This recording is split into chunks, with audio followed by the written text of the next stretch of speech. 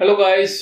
Canada ने 15 मई की requirement क्यों लगाई थी और ये क्यों कहा था कि आप अपनी फाइल्स जो है फॉल सेमेस्टर के लिए वो जल्दी से जल्दी अप्लाई कर दो। जानेंगे इस वीडियो में कि पर्दे के पीछे सब कुछ क्या हो रहा था, क्यों कनाडा को इस चीज की रिक्वायरमेंट पड़ी। 19 अप्रैल 2021 को कनाडा ने अपना बजट पार्लियामेंट में पेश किया था और वो 725 पेजेस का था। आप पढ़ना चाहो तो डिस्क्रिप्शन में लिंक दिया हुआ है। और उसमें एक चीज का मेंशन किया गया है, वो है $100 बिलियन कनेडियन डॉलर की सहायता या स्टिमुलस पैकेज का ऐलान किया गया, जो कि 3 साल में लोगों को दिया जाएगा। यानी चाहे उसमें आम लोग हों, चाहे उसमें बिजनेसेस हों, चाहे इंटरनेशनल स्टूडेंट्स हो या वैसे स्टूडेंट्स हो, उन सभी को 3 साल में $100 बिलियन उनके ऊपर खर्च किए जाएंगे। और ये सब कुछ हो रहा है जब कनाडा का फिस्कल डेफिसिट हर साल बढ़ रहा है, यानी कि कनाडा के ऊपर जो डेट है वो लगातार इंक्रीज हो रहा है। उस सभी के बीच में ये $100 बिलियन का एडिशनल प्रोग्राम लगा लो, चाहे स्टिमुलस पैकेज लगा लो, चाहे लॉस लगा लो, तो वो और बढ़ने वाला है। तो सबसे बेस्ट तरीका क्या था? अगर हम पिछले सालों के रिकॉर्ड देखें, 2019 में कनाडा में इंटरनेशनल स्टूडेंट्स जो कि नए आए थे, उनका नंबर था 640,000 यानी 6,40,000। और अगर हम एवरेज फी की बात करें तो हर स्टूडेंट को $10,000 की जीआईसी जो है वो देनी पड़ती है। और उसके साथ उनकी जो ट्यूशन फीस होती है वो भी वेरी करती है 8,000 से 18,000 के बीच में।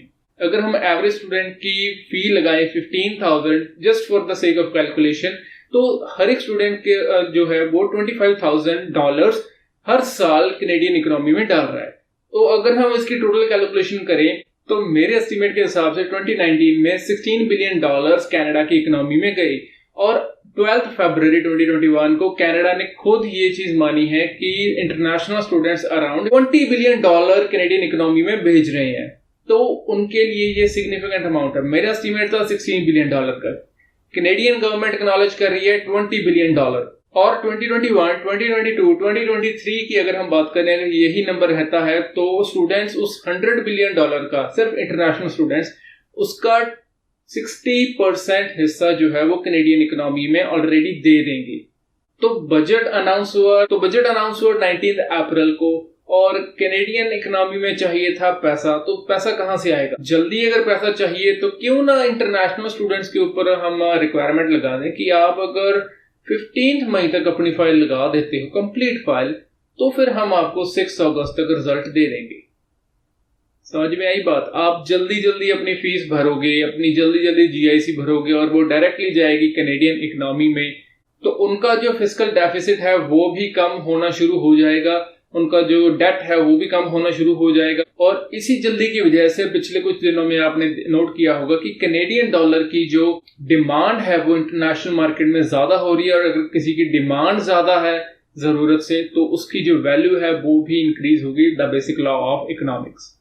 As a matter of fact, हम लोग जो कि इंटरनेशनल स्टूडेंट्स हैं वो कनेडियन इकोनॉमी को बूस्ट कर रहे हैं। चाहे हमारी अमाउंट बहुत कम है, लेकिन it is always greater than 0। 15 मई की अगर जो लिमिट लगाई थी, तो एक्सपेक्ट ये भी करो कि जैन 2022 इंटेक के लिए भी यही इसी तरह की लिमिट आगे जनवरी इंटेक 2022 वाले में भी लगने के पूरे चांसेस हैं। और फिर सिर्फ हम फी नहीं पे करते, आप याद करो जो 3 डे क्वारंटीन पीरियड है उसमें हम तकरीबन $2,000 दे रहे हैं, ठीक है, जो कि एवरेज प्राइस का 3 से 4 गुना है। अगर हम वैसे होटल वही होटल अगर हम बुक करें और अगर हम ये वाला 3 डे क्वारंटीन पीरियड कंप्लीट करें, तो उसमें 3-4 गुना का डिफरेंस है। तो उसे क्यों इंप्लीमेंट किया गया? ताकि किसकी इकोनॉमी बढ़ाई जा सके? जवाब दो। That's correct, of Canada. तो अब क्वेश्चन ये आता है कि क्या हमारी जो फाइल्स हैं वो 15 मई के बाद लग पाएंगी? तो उसका आंसर है यस। ऐसा कोई भी रूल नहीं है जिसमें, या कनाडा ने ऐसा नहीं लिखा है कि आप 15 मई के बाद अपनी फाइल से नहीं लगा सकते। ऐसा कोई भी रूल नहीं है। वो सिर्फ आपको टेम्प्ट करने के लिए था कि आप जल्दी जल्दी अपनी फी भरो और जल्दी से जल्दी आपका जो पैसा है वो कनेडियन इकोनॉमी में आए। तो अब ये पैसा बनता कैसे है? फॉर एग्जाम्पल, इंडिया में है CRR, कैश रिजर्व रेशियो। अगर आप बैंक में जाओगे और आप 100 रुपए जमा करवाते हो, तो बैंक सिर्फ आपका 4 रुपए रखेगा अपने पास और बाकी के जो 96 रुपए हैं, 96 रुपीज है, वो किसी को एज अ लोन दे देगा। तो अब यही चीज कनाडा में भी है। जितने भी आप डॉलर जमा करवाओगे कनेडियन बैंक्स में, तो उसका एक स्पेसिफिक पार्ट रख लिया जाएगा और बाकी के जितनी भी अमाउंट होगी वो सारी की सारी किसी को लोन के जरिए दे दी जाएगी। तो इसी वजह से जो फ्रैक्शनल रिजर्व सिस्टम है जो बैंक में यूज होता है तो उसे कहा जाता है मनी मल्टीप्लायर।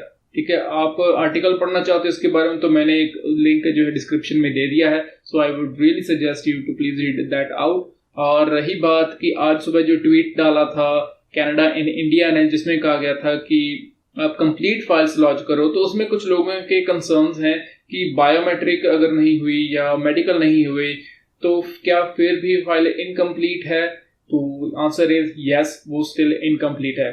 जब तक आपके मेडिकल नहीं होता एटलीस्ट तब तक वो इनकम्प्लीट मैं कहूंगा, बिकॉज क्योंकि मेडिकल पहले होगा, ठीक है, फिर आप अपनी फाइल लॉन्च करोगे एंड उसके बाद आपका वो BCL आएगा, तो वो सारा प्रोसेस बाद का है, पहले मेडिकल तो हो कम से कम। अगर आपका मेडिकल हो जाता है तो दैट इज गुड।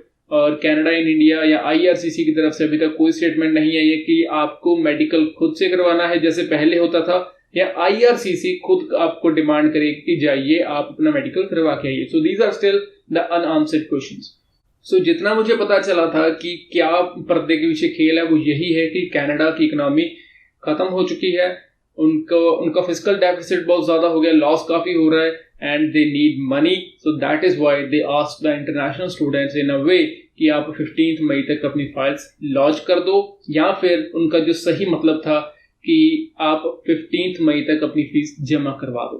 ठीक है, so this was a whole video about that. हो सकता है कि कोई और रीजन भी रहा हो, अगर आपको कोई और लगता है so please comment below and I address to दोस्त। शाम को मिलते हैं 8:30 बजे #DailyNav एपिसोड में, जिसमें मैं आपके क्वेश्चंस को एड्रेस करूंगा। अगर आपने भी कोई क्वेश्चन पूछना है so please click the link below जो कि anchor.fm के साथ लिखा हुआ है, so please go and check that out. So that's all for right now. Thank you.